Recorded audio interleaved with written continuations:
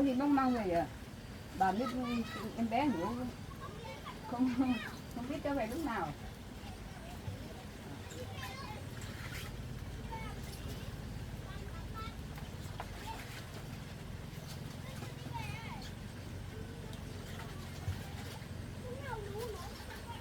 Cháu đi làm măng cái này măng bồng nhiều không?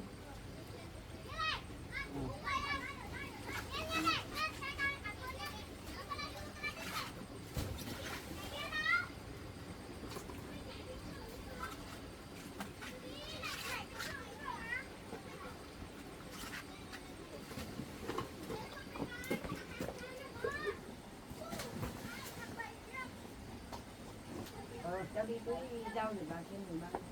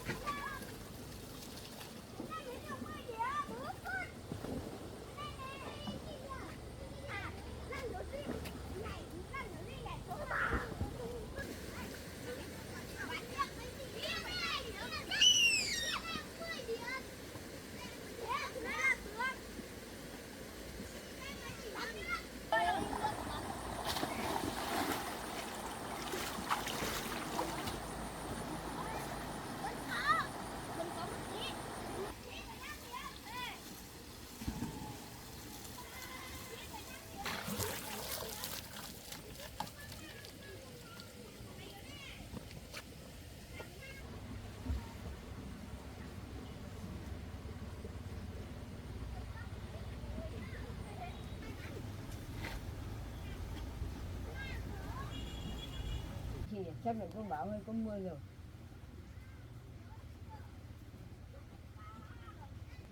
Thì bây giờ cháu bảo sắp đi làm về chưa?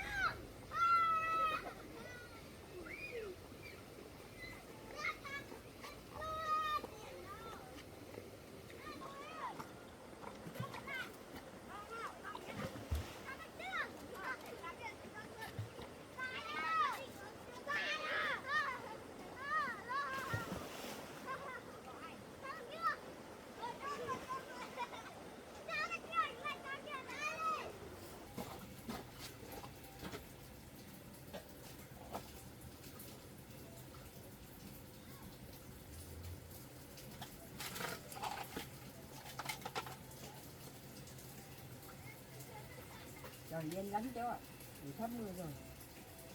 Trời là trời gió nữa đấy, biết là cháu bảo đi làm mà sắp này chưa?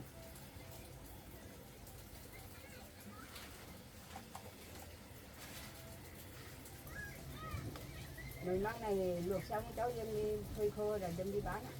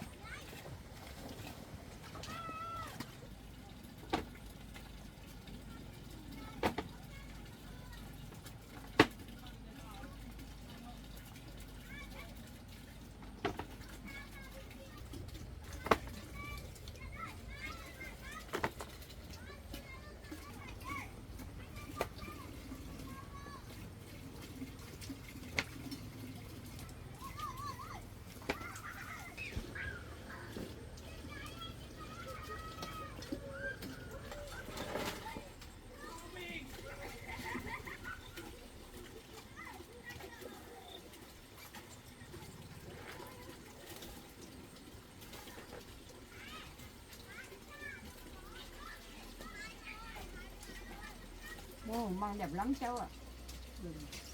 Trắng này đẹp nữa.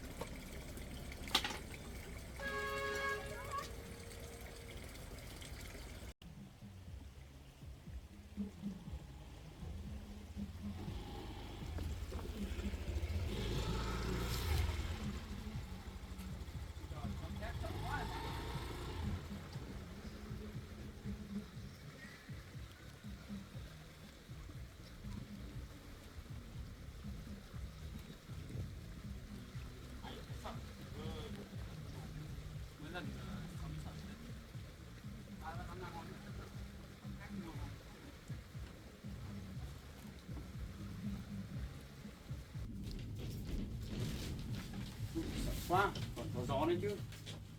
Em bé đang ngủ à? Em bé ngủ trong đấy này. Đang ngủ bế ra.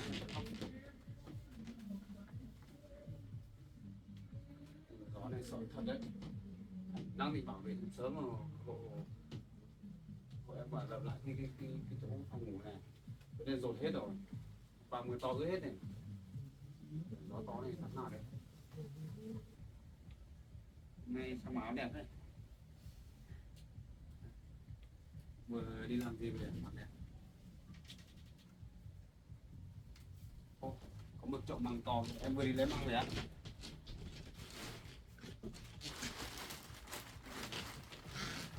À, măng khô hả? Thơm thế. À, thơm thế rồi. Cái ngồi măng không nói nào được một ngày cả. Một vừa măng có được từng này đâu. Biết nhỉ? Ôi, ở ngoài thì ngồi to rồi. Có một chậu to đây, được chín hết rồi đúng không? Có nồi còn không? Vẫn còn này. Thế bây giờ em lấy cái măng khô này, để ra, xong rồi lấy cái măng tươi kia đóng vào đây để ủ 1-2 ngày đã để cho nó thơm lên đã, không nhớ phơi. Giờ cũng đang mưa gió này cũng phơi được đâu em ạ. Gió to xem xét sợ thật đấy. Em ra nhặt măng khô ra đi, anh thay quần áo, xong rồi ra xem có làm được không sửa nào.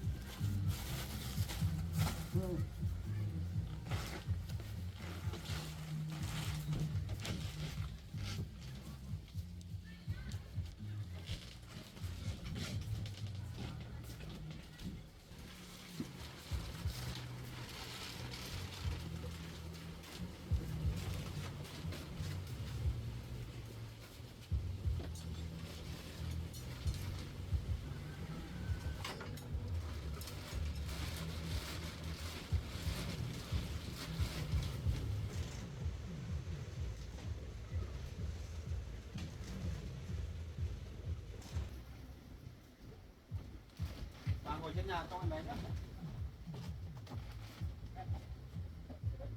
Ui em ơi, mưa to đến đây rồi. Mưa to đến đây rồi.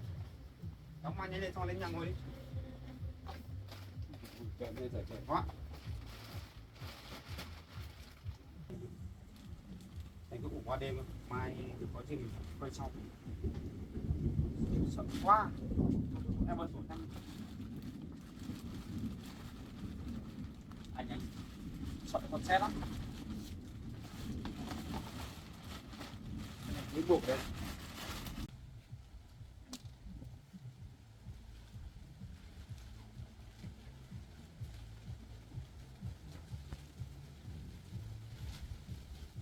Cái để nói. To vậy, chạy lên nhà đi.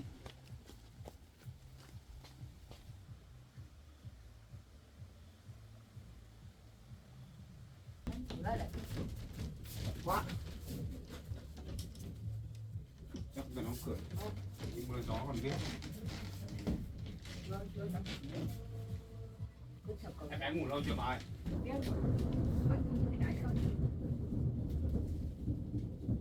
Điện thoại của anh rồi. Rồi máy bay đó.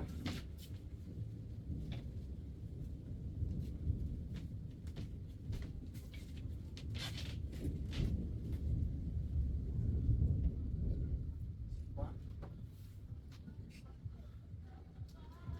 Để làm thế nào để lờ được cái nhà nhỉ?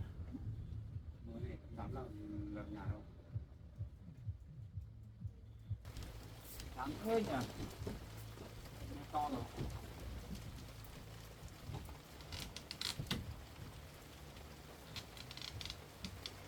Hoa rồi. Này mưa rông á. Bên này mưa to là bên kia vẫn nắng rồi.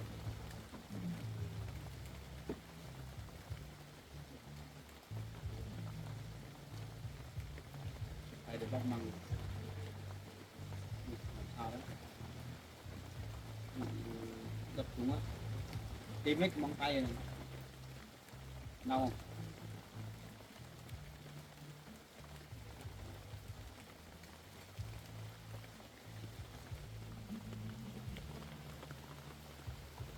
Mưa này tí nữa cái phòng của mình phải ướt hết đấy mà.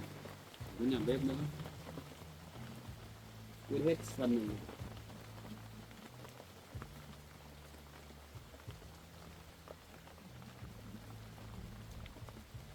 Không biết bây giờ bố anh đi làm ở đâu nhỉ?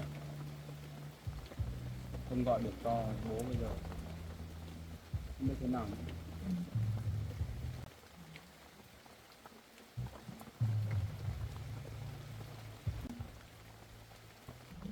Phải công nhận là mẹ anh thương em thật đấy nhỉ. Mua hẳn cho em 2 cái bông tai vàng. Nhưng mà em mình đeo nhé. Mình lấy cái cất thôi. Cất trong nhà thôi. Đeo đi đến lúc người ta cướp đấy.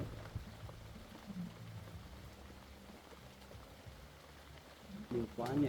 Không mưa thì tìm cái đồ gì đấy về trang trí nhà chứ. Đang đẹp.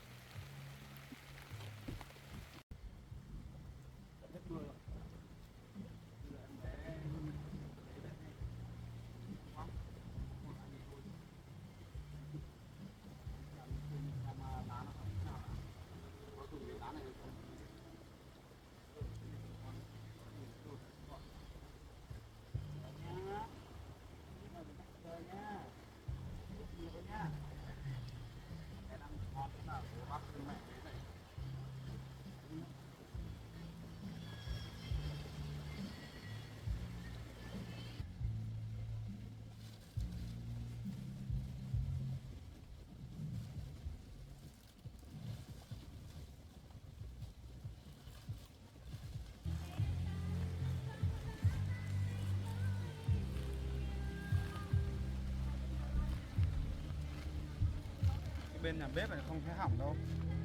Thôi. Chủ yếu là cái trái bên này này. Này, đấy.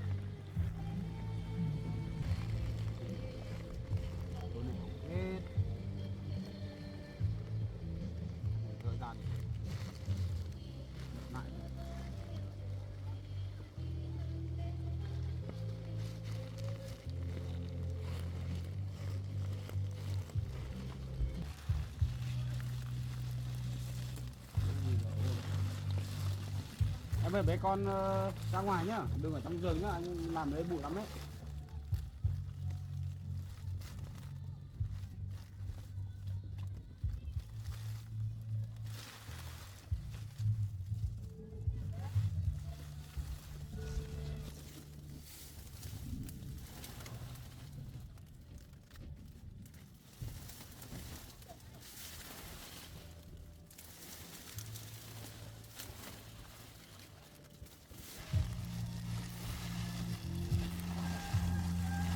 Có này gặt được hết lá này mới rột.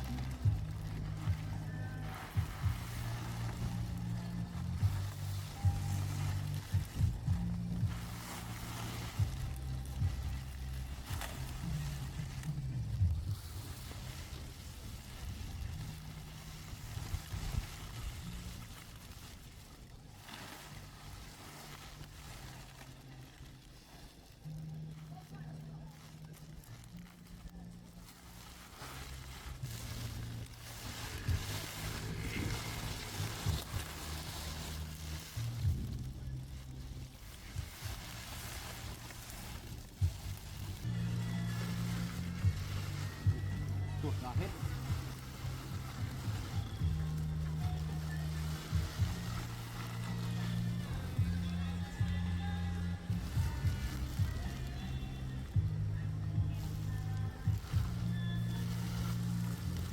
Ôi hết. Nào mới đổ hết nhà này.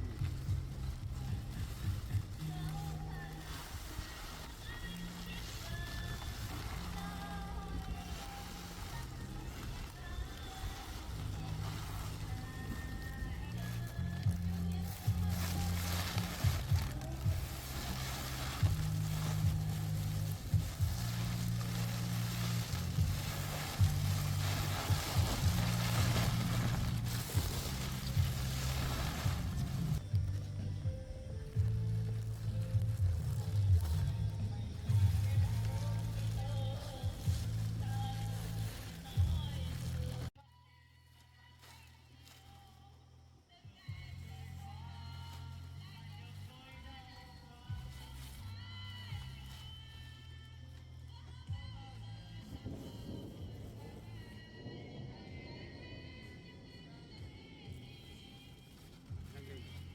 Đúng rồi vậy, kịp làm.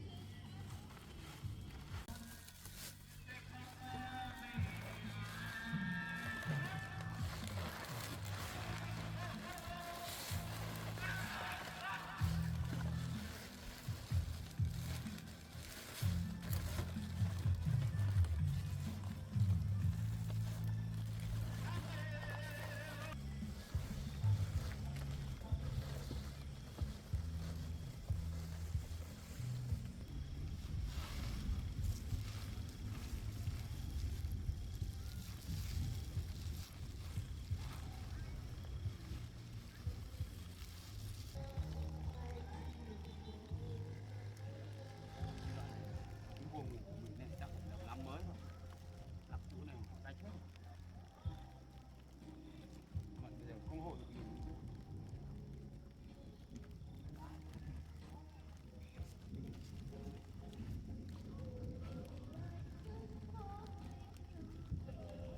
Đây. Đúng rồi, trên 5 nhà tôi hết rồi. Không của nhà em không có nhà để ở rồi.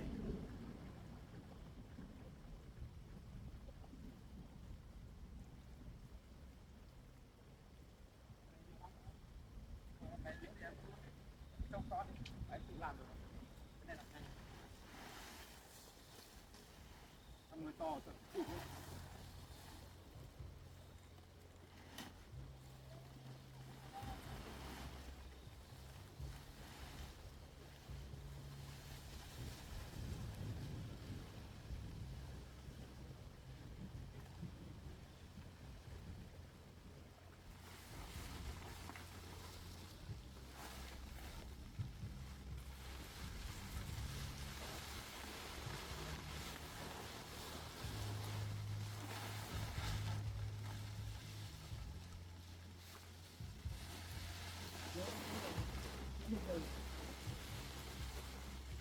Không có cái cây nào chống lên nó nhanh.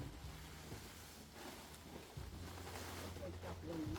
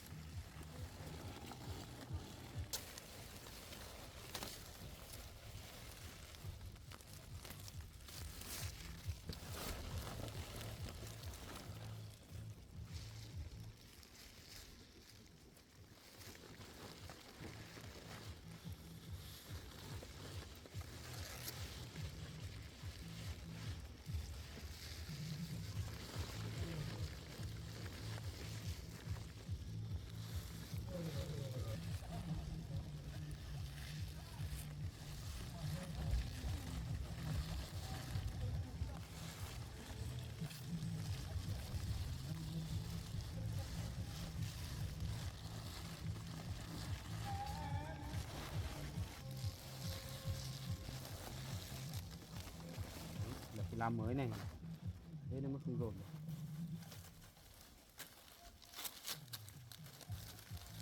Là tại mấy cái thằng trước kia nó phá cái nhà của mình cho nên phải dỡ lại để lập lại nên lá nó xấu này.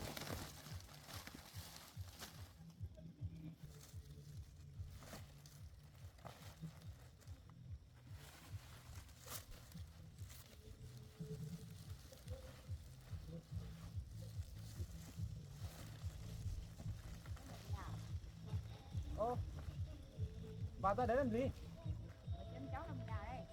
À không, trời mưa bà ơi bà trong nhà đi. Trời mưa, Một tí là cháu. không bị ướt hết người bà ốm đấy nhá. Bà thấy cháu làm được gì, bà không hỏi được cháu cái gì. Thôi bà cháu tự làm được rồi, bà không cần phải hộ đâu. Bà cứ đi vào trong nhà đi, mưa đấy bà. Mận cũng trong em bé rồi thì không hộ được cháu của mình cũng làm được mà. Tranh thủ làm thôi. Bây giờ công tí nữa mưa to về lại dột hết nhà đấy. Vào trong nhà đấy bà nhá. Để cháu tự làm thôi.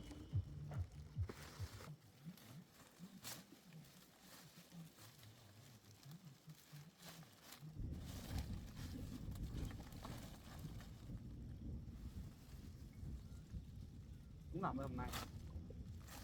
Tập ép nhiều thật. Mấy ngày trước thì nắng liên tục. Để mưa suốt đi.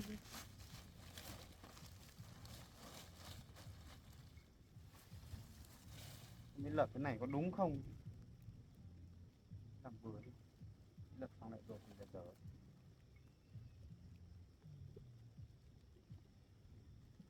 Có đúng không nhỉ? Dưới thì quay cái cô lá sang bên phải thì hàng trên phải quay sang bên trái. Là đúng sai rồi. Thế là đúng rồi đấy.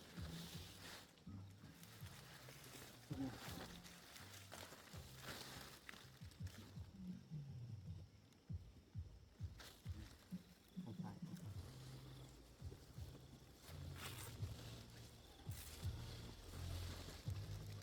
đúng là như thế rồi.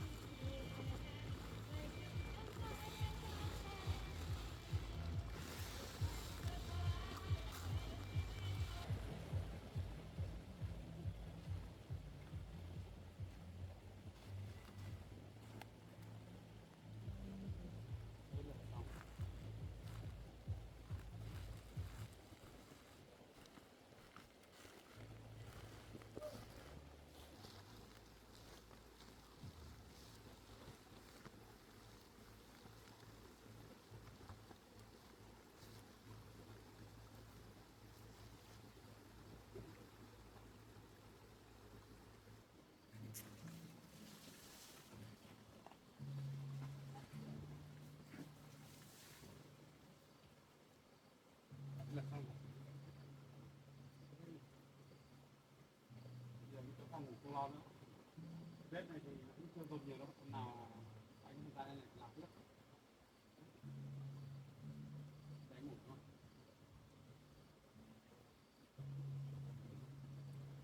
Mệt quá, ôm một tí, ôm cho nó hết mệt mỏi nha. Bây giờ em yên tâm đi, giờ nhà mình không dồn nữa nhé. Ở cái chỗ này thôi, hôm nào anh làm cho.